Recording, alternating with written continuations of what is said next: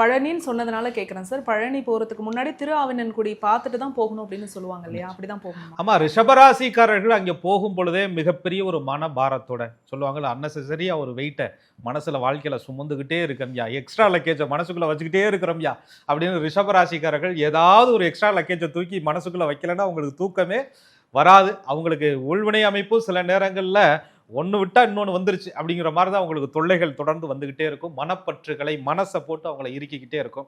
ரிஷபத்திற்கு 9 கூடைய பாக்கிய பூர்வ புண்ணிய ஸ்தானாதிபதினு சொல்லக்கூடிய சனி பகவானும் இவங்க பற்றுக்களை இறக்கி வச்சு கொஞ்சம் வெயிட்டை குறைச்சி கொஞ்சம் இலகுவா அப்படி மலை ஏறும்போது, ஏன்னா வெயிட்டோட மலை ஏறுனா நம்ம ஏறுறதே கஷ்டம், வெயிட்டோட சேர்ந்துக்கிட்டு ஏறினா ரொம்ப கஷ்டம் இல்லையா?